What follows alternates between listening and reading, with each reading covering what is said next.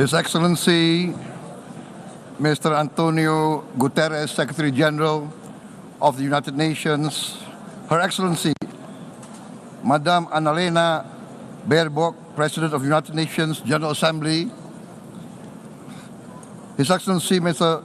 Moses Abelian, Under-Secretary General for General Assembly and Management, Excellencies, Heads of States, Heads of Governments, distinguished delegates, ladies and gentlemen.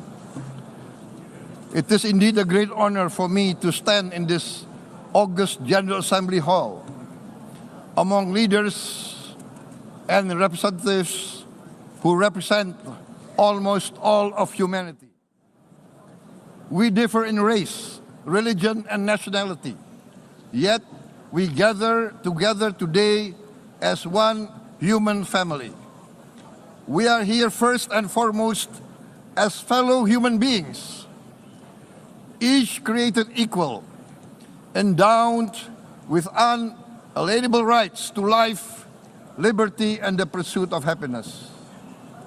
The words of the United Nations Declaration of Independence have inspired democratic movements across continents, including the French Revolution, the Russian Revolution, the Mexican Revolution, the Chinese Revolution, and Indonesia's own struggle and journey to freedom.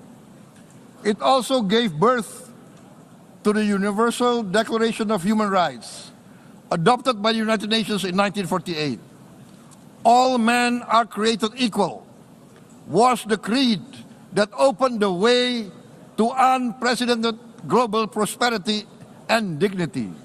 And yet, in our own era of scientific and technological triumphs, an era capable of ending hunger, poverty, and environmental ruin, we also continue to face today grave dangers, challenges, and uncertainties. Human folly, fueled by fear, racism, hatred, oppression, and apartheid, threatens our common future. My country knows this pain. For centuries, Indonesians lived under colonial domination, oppression, and slavery. We were treated less than dogs in our own homeland. We Indonesians know what it means to be denied justice and what it means to live in apartheid, to live in poverty, and to be denied equal opportunity.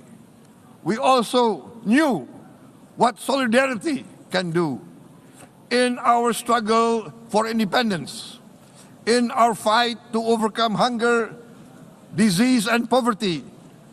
The United Nations stood with Indonesia and gave us vital assistance.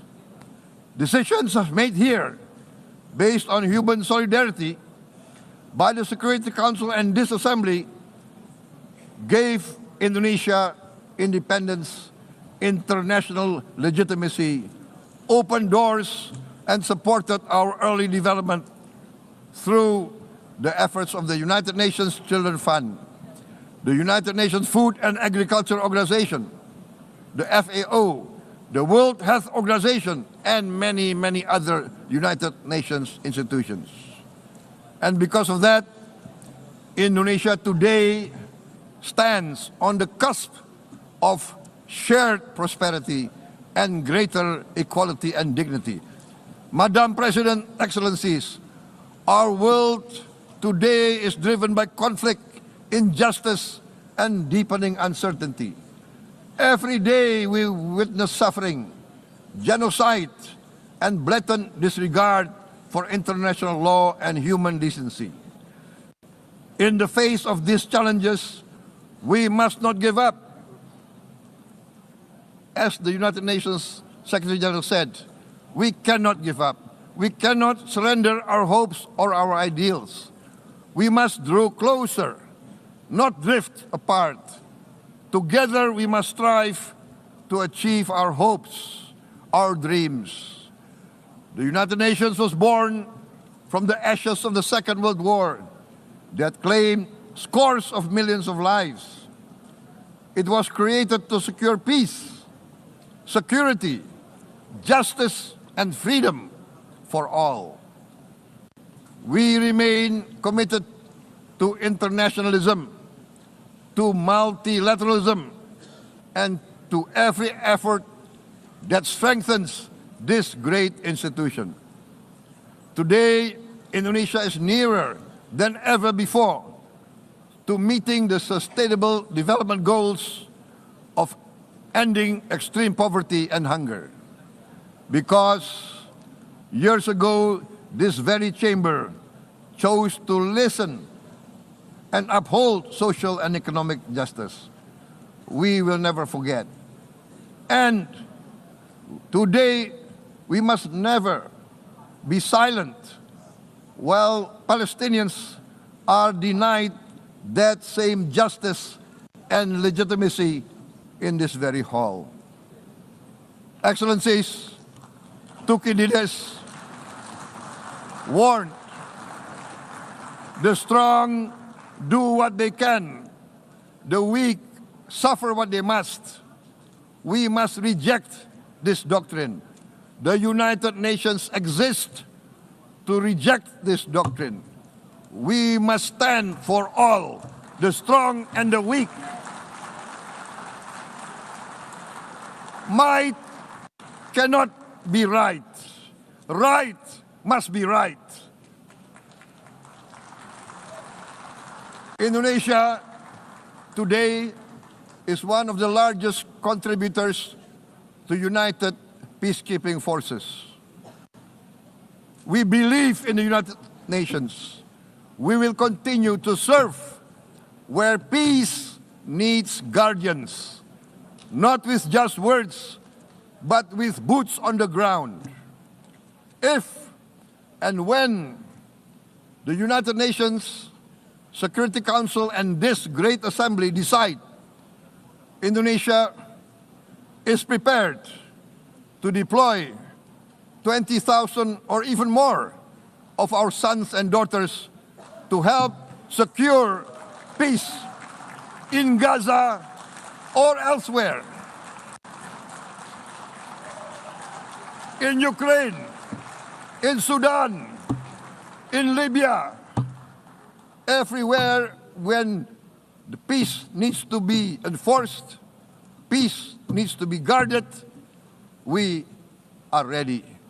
We will take our share of the burden, not only with our sons and daughters, we are also willing to contribute financially to support the great mission to achieve peace by the United Nations. Madam President, Excellencies, I propose to this Assembly a message of hope and optimism, grounded in action and execution. Today, we heard the speech of Madam President, the President of the United Nations General Assembly. Yes, it is true what she said. Without the International Civil Aviation Organization, will we be here today? Will we sit in this great hall? Without the United Nations, we cannot be safe. No country can feel secure. We need the United Nations, and Indonesia will continue to support the United Nations. Even though we still struggle, but we know the world needs a strong United Nations. The world's population is growing. Our planet is under strain. Food, energy, and water insecurity haunt many nations. We choose to answer these challenges directly at home and to help abroad wherever we can. This year, Indonesia recorded the highest rice production and grain reserves in our history. We are now self-sufficient in rice, and we are starting now to export rice to other nations in need, including providing rice for Palestine.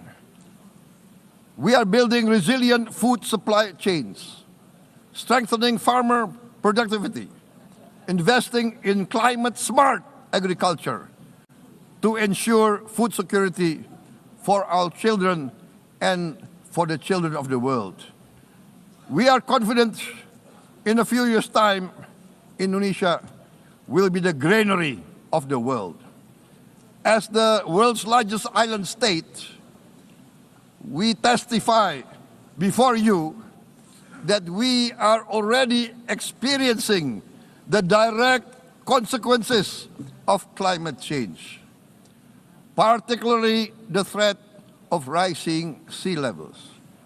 The sea level on the north coast of our capital city is increasing by 5 centimeters every year. Can you imagine in 10 years? Can you imagine in 20 years? For this, we are forced to build a giant seawall, 480 kilometers in length. It will take us maybe 20 years, but we have no choice. We have to start now. Therefore, we choose to confront climate change not by slogans, but by immediate steps. We are committed to meeting our 2015 Paris Agreement obligations. We aim to achieve net zero emission by 2060, and we are very confident we can achieve net zero emission much earlier. We aim to reforest more than 12 million hectares of degraded forest, to reduce forest degradation, to empower local communities with quality green jobs for the future. Indonesia is shifting decisively from fossil fuel-based development towards renewable-based development. From next year, most of our additional power generation capacity will come from renewables. Our goal is clear: to lift all of our citizens out of poverty and make Indonesia a hub for solutions to food, energy, and water security. Madam President, Excellencies, we live in a time when hatred and violence can seem to be the loudest voices. But beneath this loud noise lies a quieter truth, that every person longs to be safe, to be respected, to be loved, and to leave a better world to their children. Our children are watching. They are learning leadership not from textbook, but from our choices. Today, still, a catastrophic situation in Gaza is unfolding before our eyes. At this very moment, the innocent are crying for help, are crying to be saved. Who will save them? Who will save the innocent? Who will save the old and women? Millions are facing danger at this very moment. As we sit here, they are facing trauma. They are facing irreparable damage to their bodies. They are dying of starvation. Can we remain silent? Will there be no answer to their screams? Will we teach them that the human family can rise to the challenge? Madam President, we must act now. Many speakers have said that. We must stand for a multilateral order where peace, prosperity, and progress are not the privilege of a few, but the right of all. With a strong United Nations, we can build a world where the weak do not suffer what they must, but live the justice that they deserve. Let us continue humanity's great journey of ideals, the selfless aspirations that created the United Nations. Let us use science to uplift, not use science to destroy. Let rising nations help others to lift themselves. I am convinced that the leaders of the great world civilizations of the West, of the East, of the North, of the South, leaders of America, Europe, of India, China, the Islamic world, the whole world, I am convinced they will rise to their role demanded by history.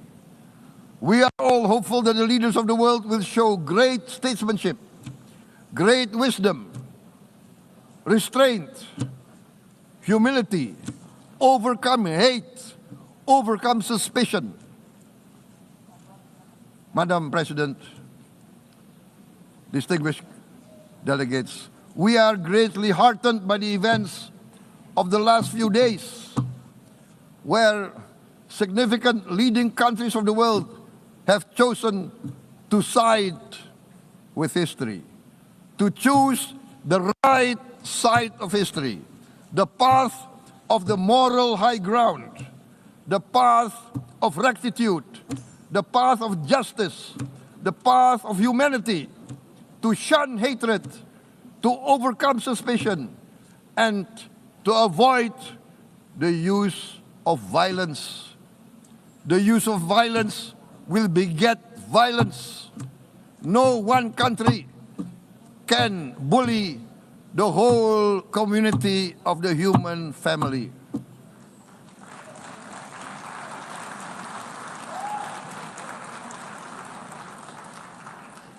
We may be weak individually, but the sense of oppression, the sense of injustice has proven in the history of mankind that this sense of injustice, this sense of oppression will unite into a strong force that will overcome this oppression, that will overcome this injustice. To close, I would like to reiterate again Indonesia's complete support for the two-state solution in Palestine. We must have an independent Palestine, but we must also recognize, we must also respect, and we must also guarantee the safety and security of Israel. Only then we can have real peace, and no longer hate and no longer suspicion. The only solution is this two-state solution.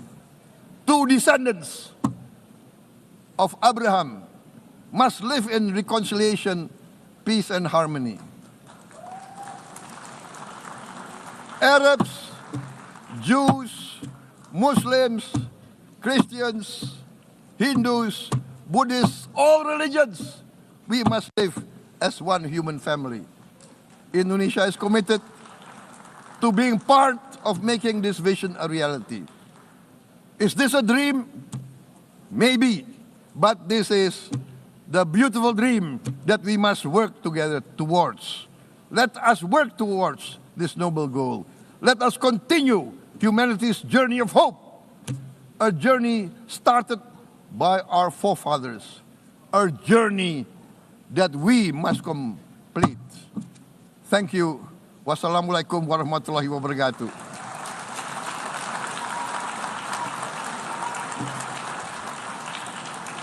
Shalom. Om Santi, Santi, Santi Om. Namo Buddhaya. Thank you very much. May God bless us all. May peace be upon us. Thank you very much. Thank you. On behalf of the Assembly, I wish Dan saudara, Anda kembali di Breaking News bersama saya, Elgin Fridianto. Baru saja Anda mendengar pidato Presiden Prabowo Subianto di sidang Majelis Umum ke-80